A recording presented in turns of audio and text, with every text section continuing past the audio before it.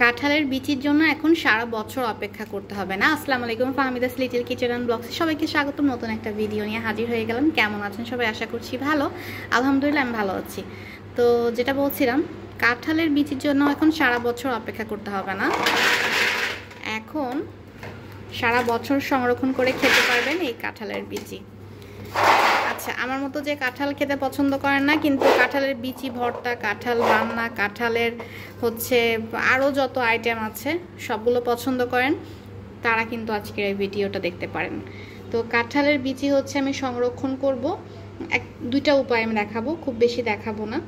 আর next একটা ভিডিওতে আমি শেয়ার করব যে কিভাবে আমি ফ্রিজে কাঁঠালের বিচিগুলো সংরক্ষণ করব। এখন হচ্ছে এটা আমি 2 থেকে 3 মাস বাহিরেই সংরক্ষণ করা যায়, সেই উপায়টা বলে দিচ্ছি। তো প্রথমে যেটা করতে হবে, কাঁঠালের বিচিগুলো হচ্ছে খাওয়ার পরে আমি খুব ভালো মতন পানি দিয়ে প্রথমে ক্লিন করে নিয়েছি। ক্লিন করার পরে এই যে টানা কিন্তু এভাবে যে রোদে শুকিয়ে নিয়েছি, আর খুব বেশি সময় লাগে না। দেখা যাচ্ছে 2 থেকে 3 দিন টানা রোদ দিলে মোটামুটি এই বিচিগুলো খুব ভালো মতন হচ্ছে শুকিয়ে যায়। আচ্ছা, বিচিগুলো যখন শুকিয়ে যাবে প্রপারলি, তখন যেটা করতে হবে চলুন সেই প্রসেসটা দেখে নিই। টিপস নাম্বার 1টা দেখাই। প্রথমে এরকম পরিষ্কার পলিথিন নেবেন, এরপরে পরিষ্কার পলিথিনগুলোর ভিতরে এই বিচিগুলো ভরতে হবে। আর এই বিচিটা কিন্তু একদম শুকনো জায়গায় রাখতে হবে, সাথে জায়গায় রাখা যাবে না। এটা হচ্ছে প্রথম কন্ডিশন। এভাবে পলিথিনে কিন্তু আপনারা 2 থেকে 3 মাস তো ইজিলি খেতে পারবেন রেখে।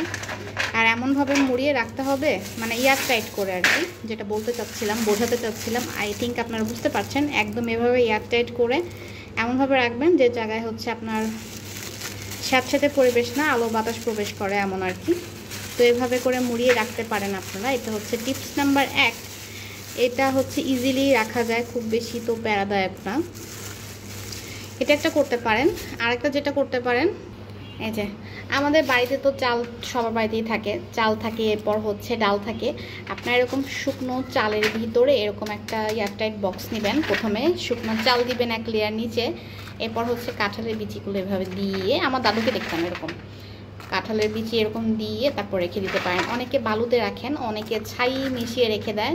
তো আমাদের যারা শহরে থাকি তারা এরকম বালু ছাই অ্যাভেলেবেল কোথায় পাবো বলেন?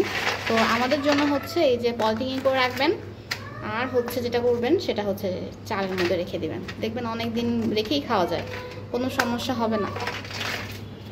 আরেকটা টিপস আমি বলে দিই আপনাদেরকে, আমি জানি না কয় ভিডিও করতে পারবো।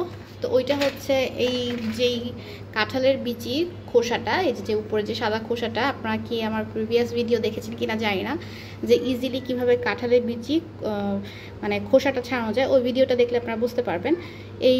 ওই ভিডিওতে আমি দেখিয়েছি যে কিভাবে আপনারা কাঁঠালের বিচিটা খুব ইজিলি পিল করতে পারবেন আর কি। তো এটা হচ্ছে সাদা যে অংশটা উপরের, এই সাদা অংশটা হচ্ছে কি প্রথমে করবেন কি ছিঁড়ে ফেলবেন, মানে উঠায় ফেলবেন। বটি দিয়ে হচ্ছে 2 ভাগ করে কেটে দেন হচ্ছে কি করবেন, এই বিচিটাকে হচ্ছে হালকা একটু সিদ্ধ দিবেন লবণ দিয়ে সিদ্ধ দেওয়ার পর দেখবেন যে এর নিচে যে লাল অংশটা থাকে ওইটাও হচ্ছে খুব ইজিলি উঠানো যাচ্ছে।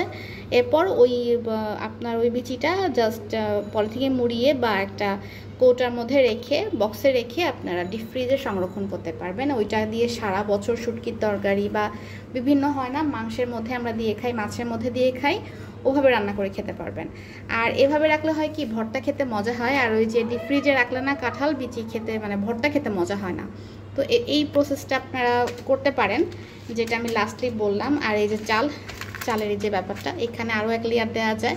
তো এইভাবে করে আমি রেখে দিব। এই যে সংরক্ষণের 2টা সিস্টেম আমি দেখাই দিলাম, কোনটা আপনাদের কাছে ইজি লাগছে? খুবই ইজি আসলে এই জিনিসগুলো। তো মা চাচিদের টিপস তো শেয়ার করলাম, কেমন লাগলো অবশ্যই জানাবেন।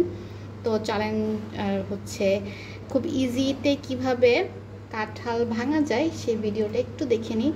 যারা আনাড়ি আছেন আই গেস তাদের খুব বেশি উপকার হবে এই ভিডিওগুলো। তো ঠিক আছে,